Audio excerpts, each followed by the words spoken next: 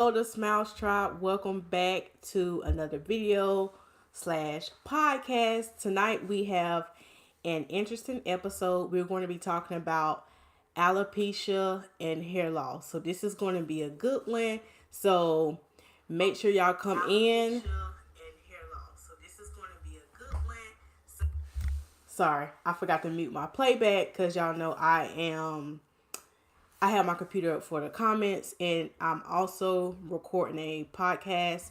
If you are listening in replay, you can listen to the podcast on anywhere podcasts can be listened to, which is Spotify, Apple Podcasts. It's called Adults Lisa Smile. So you definitely, if you love to listen versus watch the video, feel free to follow me on the podcast. So let's get into it. Let's talk about hair loss, which is a big thing that we see, especially in my community. I can only speak about my community.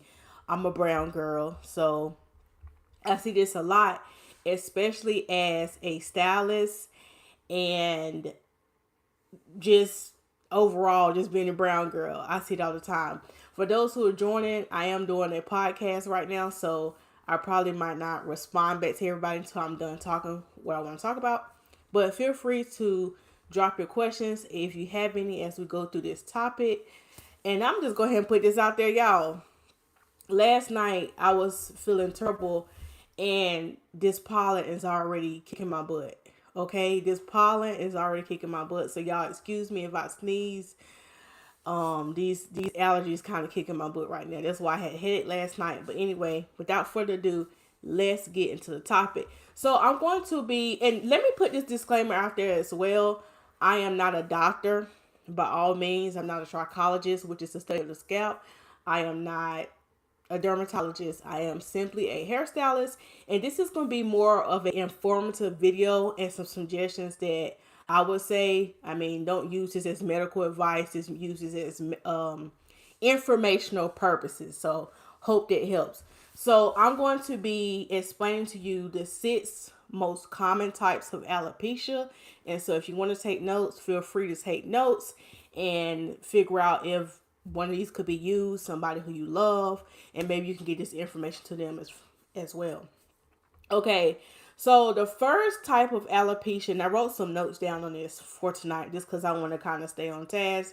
So the first and the most common type of alopecia I see is traction alopecia. Okay, traction alopecia is receding hairline and patches of hair loss around the temples from wearing like tight braids, tight hairstyles.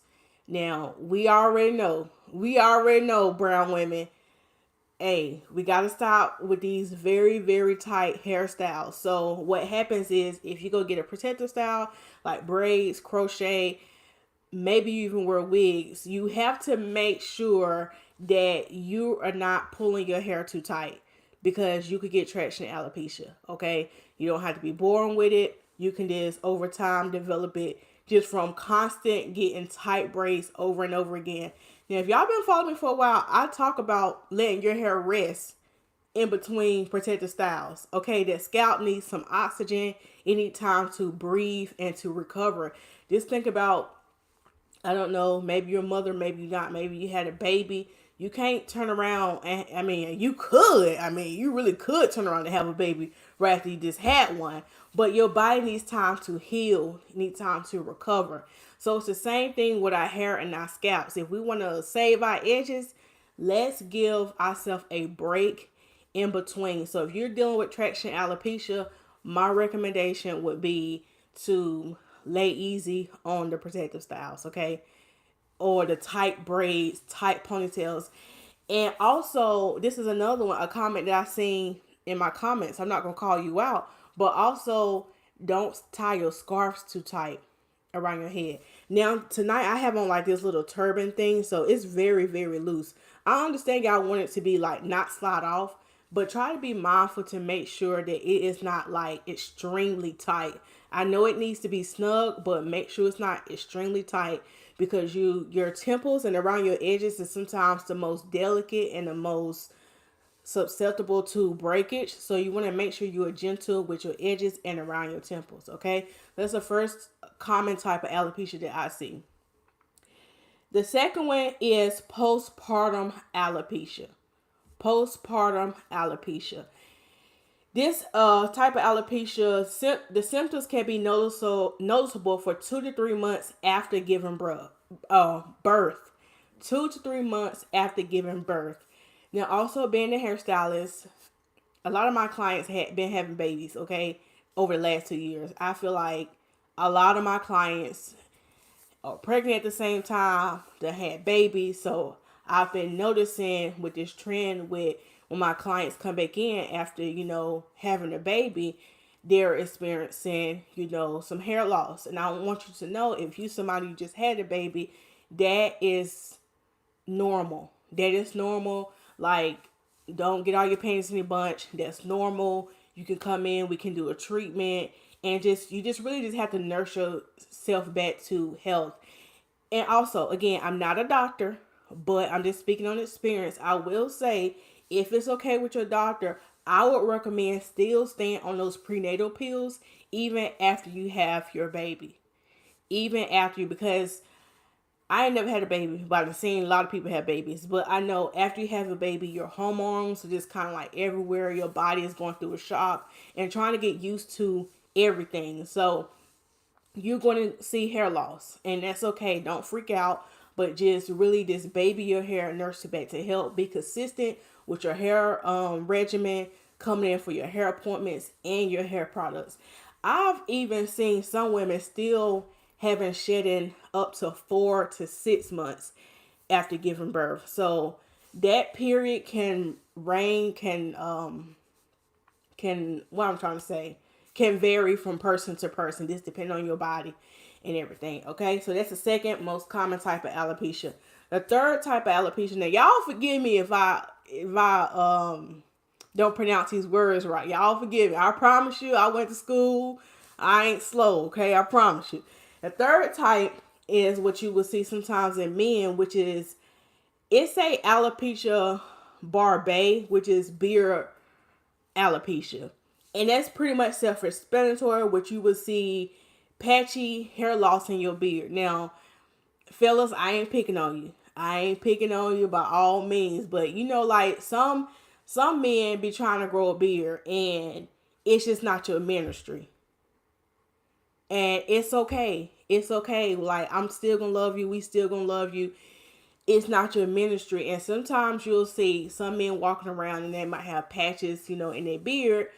And it could be maybe it's trying to grow in, or they could be dealing with, beard alopecia. I ain't picking on you, but just know everything ain't for everybody. And there are some things you can do to get it to grow. Oh, we're going to talk about treatments last. So I'm going to just go through all the different types of alopecia. And if maybe you recognize it in you or somebody you love, you can kind of jot it down. And I'm going to give y'all, quote unquote, some kind of treatment plan on what you can do. Okay, so what I named? 3, 4. I said traction alopecia.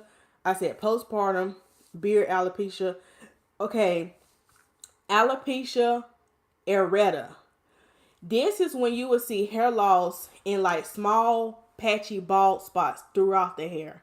So you might have a bald spot right here, might be right here, one right there, one. It's just like sporadic. That is alopecia areata. Areata. I think I pronounced it right. Okay. So that's the fourth type. The fifth type is androgenic alopecia, which you will see thinning on your crown and receding hairline or both. So I ain't trying to be funny, but you see this a lot in men too, okay? As men getting older, you see it, the hairline start receding, or you see it in the crown. And even I have some clients who have thinning at the crown. That's androgenic alopecia. Sometimes with androgenic alopecia, what I have seen this working in the industry, it's hereditary. Like, it's in your DNA. Maybe if you look at the men in your family, like if you see the older men in your family, start having receded hairline, that might be you. I'm not saying you can break that generational curse, but I mean, this, you pay attention to the people in your family hair. And this even goes for females as well. Like, look at your grandma, look at your mom hair, look at some of the older people in your family hair and see, or maybe ask them if you feel comfortable if they're dealing with any of these things, so you can go ahead and tackle it early and go ahead and prevent it early, okay? So I want to say, what's that? 1, 2, 3, 4, 5. And the sixth one is, y'all forgive me, okay? Let me sound this one out. Seterial alopecia. Y'all, just Google it, okay? Just Google it. I was sitting here on Google trying to, let me let Google pronounce the word again. Let's see. CICAT. Let's let Google pronounce it. Oh, how do you pronounce? And I'm doing a podcast as well. If y'all listen on the podcast, y'all bear with me. Y'all forgive me.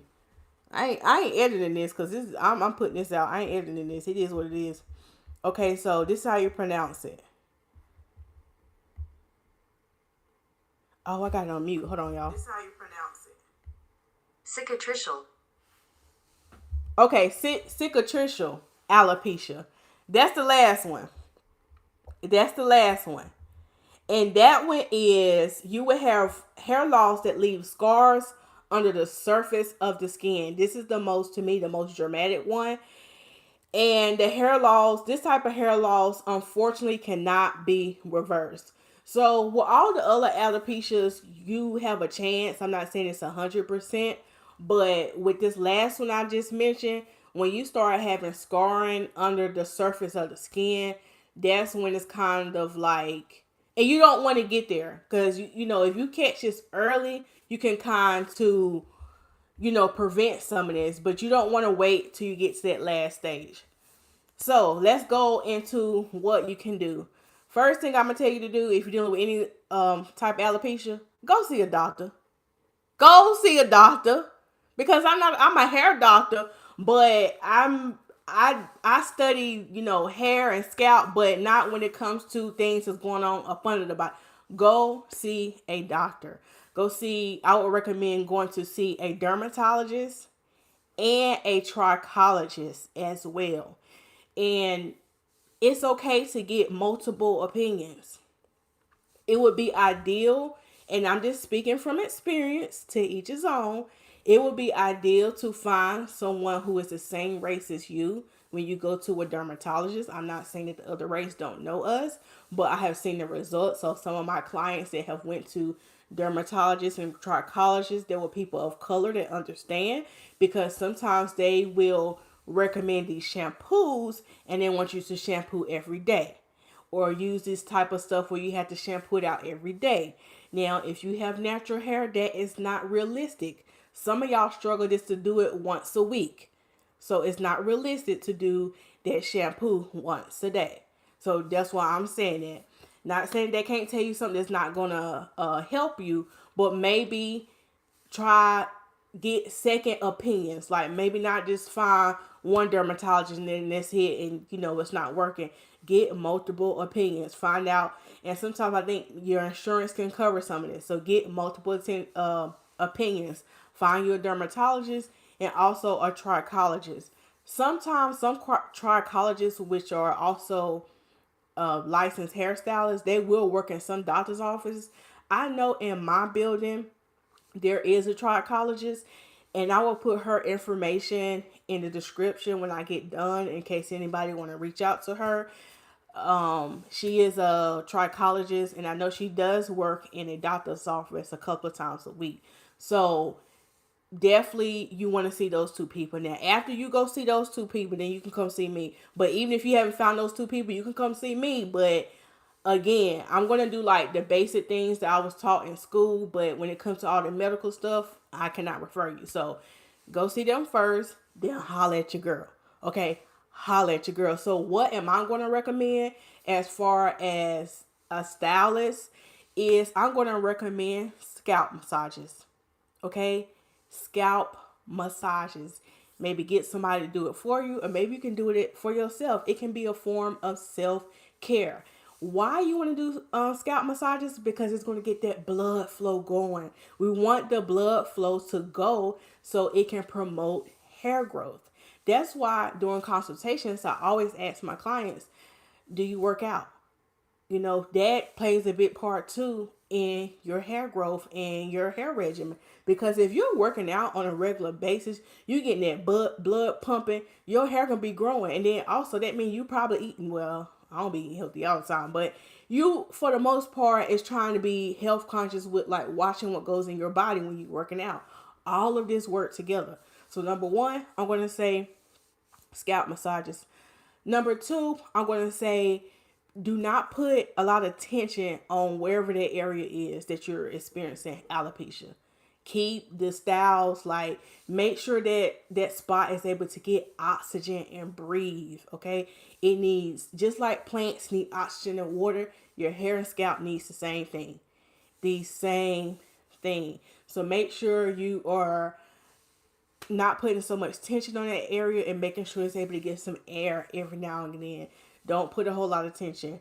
Number three, what I would recommend, and I've seen this product work with, one of my other clients, but also speak to your dermatologist about using this product, because I do have some clients that have special, and this nothing, if you're a client of mine and you went to the dermatologist and they gave you a prescribed shampoo, please bring it to your hair appointment. I know you're like, Lisa, it dries my hair out.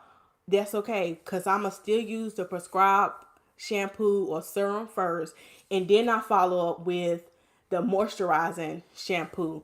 So I still see results, even though y'all like it dries my hair out. So still bring it. Number two is also ask your dermatologist or trichologist if it's okay if you use these certain products. Now, what I'm going to recommend is the rosemary stimulating spray. Okay, because it is a scalp stimulator. You hear me? You hear me? That stuff is strong. And I have a client, I wish I had a community page where I could actually post pictures or I could do a green screen. I have a client, she started coming to me in August of last year, and she was experiencing some baldness like in the center. And now we're at March, and that area has grown in. I had recommended she use this rosemary spray. Well, first it was aggressive, like every day, but I think now she's down to using it maybe 3 times a week. And we do treatments on her every 2 weeks, and that spot is growing in. So it does work. I'm not saying if you get this product, it's going to grow tremendously, because it works in all. Like this client, she takes care of her body. She eat well. She work out. She follow all the recommendations. She go to a dermatologist or whatever she had to do. So I'm not just saying if you just use this one product, your hair is going to grow, because that's lies. It all works together. All of it works together. So that is what I would recommend as far as like a product that you could use in your hair to, or your scalp, to help stimulate and promote hair growth. What was the other thing I was going to say? Other thing I would say is stop stressing out. Okay. Especially, I know it's hard. I know it's easier said than done. You like, Lisa, I'm just going through so much. But I'm telling you, when you are stressed out, anxiety, depression, you see it in your scalp. You see it in your hair. So you have to find some kind of way where you're doing self-care. You're taking care of your mental health, so your hair can keep thriving and growing. I know we have been through a lot the last 2 years, but try to find some way to reduce that stress. Okay. I know after the pandemic, some of my clients came back. I seen this, I seen, a lot of my clients' hair was falling out, because they didn't think they were stressed. But when I seen it here, I was like, yeah, sis, you stressed. You've been at home, kids probably getting your nerves. You tired of being at home, it happens. But don't beat yourself up. Just try to be consistent with whatever your self-care regimen is, and try to reduce that stress. That is so important. Another thing I'm going to say when it comes to this alopecia, drink your water. Drink your water. I know y'all ain't want to hear that. At least I be drinking water. No, you don't. Drink that water. Increase your water intake. Also, I would recommend Again, hair vitamins. Now, do I have one in particular I would recommend to you? No, but I would say maybe consult your dermatologist or trichologist. Again, I'm going to say this again. Not a doctor. I'm just giving you suggestions on things that I've seen work for other people. Because what might work for me might not work for you, and vice versa. So, let's see if we have any questions. Since we are done, let me stop my podcast. Okay, I'm going to stop the podcast right there and edit it later. And so, thank y'all for joining. The Malaja TV is up in here. She is the first one up in here tonight. She said, look, I ain't going to miss. Hold on, Sophia. You supposed to be resting. Now, I ain't going to be up here all night kicking because I'm about to take me a Benadryl and pass out. But, Sophia, make sure you get your rest now. You up here kicking with me. Thank you. You said I'm looking fabulous. Coach Haru is in here. Hey, on the treadmill. Listen, that's what I'm talking about, Coach Haru. You on that treadmill going to work. I love it. And you know what you're doing? You're doing your body good. You're doing your hair good. It's helping your hair. It's helping your skin. It's helping your mental. I'm here for it. I'm here for it. All right. Who else? Acacia is in the building. The Smiles Tribe the second Smiles Tribe moderator is in the building. Yeah, so I had to call you out. I had to call you out because on my last video, you was like, Lisa, I feel convicted. And it's so funny, because I can hear you saying it. You like, I feel convicted because I be tying mine tight. All right, so you got that beautiful hair. Try not to tie it too tight, okay? Try not to tie it too tight. All right. I'm gonna be gentle with my scarf tonight. Please be gentle with it. All right. I feel you. I was mispronouncing words too. Just tired. We know you smart. Yeah, I am tired and through. And I actually went to bed early last night. When I got done with that live last night, I was in the bed. Like I took a Benadryl, was in the bed. That headache was just off the chain. If you watch this in replay, we just pretty much chit chat now. We done with the video, but I am answering questions in case you want to keep watching. I have to say that because people be like, is she done or not? But if you're a real one, you'll watch to the end no matter what we talking about, period. Okay? So, all right. Lisa, we love Lisa. She's straight up. Thank you, Acacia. I love when my stylist massages my scalp. When I do it myself, it doesn't hit the same. Let me tell you something. I bribed my coworker. I tried to bribe her last week because it was time for me to shampoo my hair. And I was like, what's on your last client? I was like, can I get this a shampoo right quick? Like, you ain't even got to blow dry it.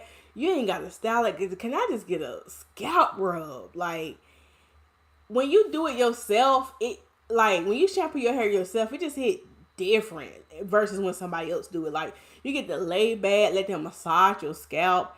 And I really do take my time at the shampoo bowl. Like, I'm going to give you a good scalp massage because I know it feels good.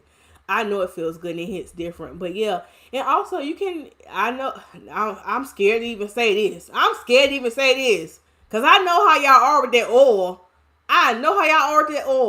I would say get you a little bit of oil on your fingers and massage it. But y'all, please, look. Don't have that oil. I ain't got nothing to demonstrate. See, I want to be funny tonight. I'm going to take these pliers. Don't be having that oil like, let me put, Lisa said I can use oil. Tracy Ann, I'm watching you. You said you was at the beauty supply store the other day getting some oil. I'm watching you, Tracy Ann.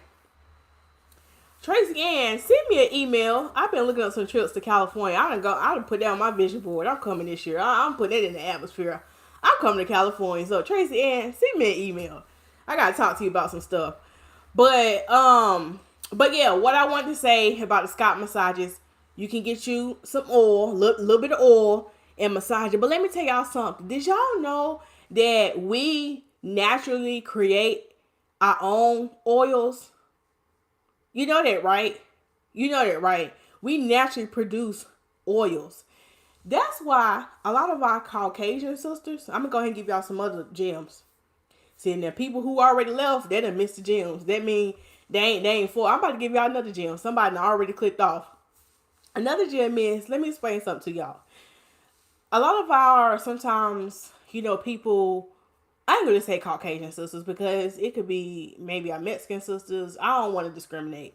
But when you see people who have like naturally like straight or wavy, baptizing the hair. I don't know if Tracy Ann is in here yet. I gotta get down to my comments. But let me say this. Most time when you see people who have like naturally straight hair or naturally like wavy hair, they say, oh, I have to wash my shampoo my. I don't like to say wash because wash means washing clothes. And it's another thing, y'all. Let's say shampoo hair. Let's stop saying wash hair. Let's say shampoo. We educated black women. I'm trying to level y'all up, get y'all terminology right. Just like I told y'all about the perms and relaxers. Okay, that was a sidebar. I know I'm talking fast because I'm tired. Okay. So, for the ones who have straight or wavy hair, they say, oh, I have to shampoo my hair every day because it gets so oily. Our hair naturally produces oils. So, when the hair is straight, naturally straight all the time, those oils that you naturally produce are going to always be sliding down the hair shaft. This is the hair shaft. It's sliding down. It's easy for it to slide down. That's why it gets so oily so quick. Even when it's kind of wavy. Oh, look at my hand. It's still easy to slide down. Now, for a lot of y'all who probably on this channel or might be watching, we have curly and kinky hair. Our hair do produce the oils, but just think of it like this. You see this little spiral on this, this for my plants. You see this little spiral? This is sometimes how our hair is, natural ladies. And sometimes it's even zigzag. So the natural oils that we are creating, they're getting on the hair, but they're not leaving far from the scalp. That's why the ends be dry and brittle and the middle of the hair be dry and brittle. Because that oil cannot easily slide down. It be missing stuff. So that's why with natural hair, I bet y'all know that. That's why with natural hair, people say, oh, it's always dry. It's always dry. Those oils, or those oils that you naturally produce are having a hard time moving down. That's why I be telling y'all to chill on all that oil on your scalp. Chill. Don't be baptizing y'all hair in that oil unless you about to go get baptized at church. Now, by all means, you let the bishop drench you in that oil, okay? Let the oil fall on you. But after that, you need to go home and rinse it out with holy water, wherever you want to do. But I just want to give y'all that gem as far as like oils. Okay, I haven't used it yet, but I will use it when I crochet my hair. I want to try it. I know you said it's strong. Yes. Yeah, Sophia, I know you still have a blowout, so you can't really use it right now. But yeah, I believe you're going to love it. And I'm going to say something else. It's another shameless plug about this rosemary spray. If you are having like joint problems, like sometimes your knees be bothering you. Now, I'm going to try this. If you spray that rosemary on your knees, it'll give you a temporary relief. Now, I ain't saying it's going to cure nothing, but if the knees be bothering you, you take that rosemary and spray it, it's going to give you a temporary relief because it's like a cool, it's kind of like, just think of it as icy hot. It's just an extra gem I wanted to give y'all. But yeah, when you get your braids so, you're going to love the rosemary spray. All right, I need to try some. Acacia, what you talking about? I'm behind on the comments. No stress. All right. No stress. Yeah, Acacia, I'm about to pass out. Look, y'all done got me hyped. I'm thinking about So on her live, how she said you be tired. But even though like I was really, really tired, like I was listening to So's live on my way home from work. And I had came home from work, got in the shower. I was like, man, I am tired. But it's like when you're doing something you love, it's like you get this whole level of energy when it's time to go live. Like I said, look, I'm about to get these 15 minutes and I'm gone. Look at this. It's 30 minutes. Okay. Hashtag Q. Can you use the rosemary spray with my silk press in? Absolutely not. So absolutely not. I think I already answered that. Now, this is what I will say. Yeah, because so if you use that rosemary spray, that hair gonna curl right on up. Right on up. Now, this is what I will say, because I have some clients who get silk presses every 2 weeks and they like the rosemary spray too. I also offer a rosemary scalp therapy, which is like a grease, like old school grease. And it has the same tingly, cool sensation, but it's not going to make your hair revert back. Then the rosemary spray is water-based. So if you have a silk press or blowout and you spray it, your hair is going to revert back. So you don't want that. But if you get silk presses often and you love the tingly rosemary spray, I would suggest getting the rosemary scalp therapy. And that's on my page as well. So it's kind of like a little green grease and you just rub it through. And let me tell you, that little green grease, it's not as powerful, but you're going to still feel the tingle. And that way it's not going to make your hair revert back. All right. Y'all the real ones, Smiles Tribe. We baptizing our hair in oil. What Tracy Ann? Is Tracy Ann in here yet? I don't see her. I'm going through the comments. What Tracy Ann at? Oh, what is it? 9 o'clock? So what is it? Her time about 6 o'clock? I wonder if she off work. That's a good demonstration. Okay. I am crying laughing. So I'm glad you're getting you a good kiki in. I'm glad you're getting a good kiki in. This was part of self-care. Wow. I need to order some rosemary spray. Yeah, okay, should order some. But again, like I said, if you got a silk press right now, just be mindful. Culture Root is done with her workout. We are happy about that. So do we have any other questions about hair loss and what you can do about it? I'm trying to think if I missed anything about hair loss and what you can do about it. But I think that was pretty much it about the suggestions I wanted to give y'all. So yeah. What's your take on rose water for your hair? I haven't technically used rose water on my hair. I use rose water on my skin as a facial toner because I learned from this other, I guess you could call her like an esthetician, that I used to use witch hazel on my skin. It used to dry it out a lot. And so she had suggested I use rose water. But I don't see it being a bad thing because rose water, from my understanding, is hydrating. So I don't think it's anything wrong with it. Okay, 6:36 our time. Okay, thank you. I have a hair appointment Thursday evening for one more silk press and I'm getting crochet braids. Okay, okay, all right. Yeah. So, all right, y'all. I ain't gonna behold y'all long tonight. I'm gonna go ahead and go on about my business because I'm tired. But thank y'all so much for watching this video. Make sure you share it with somebody that might be dealing with hair loss. Maybe they can kind of get them some tips and some tricks to kind of get them some encouragement, and just know this is the thing. The long as if the first sign that you see that you might have alopecia, go ahead and seek help then. Don't wait till it progress and get worse and worse, because I'm pretty sure there's something that the dermatologist or trichologist can recommend to kind of stop that thing from even, getting worse. So as soon as you know it or you see it, go seek help. Okay. So thank y'all so much for watching, and I will see y'all in my next video. Bye.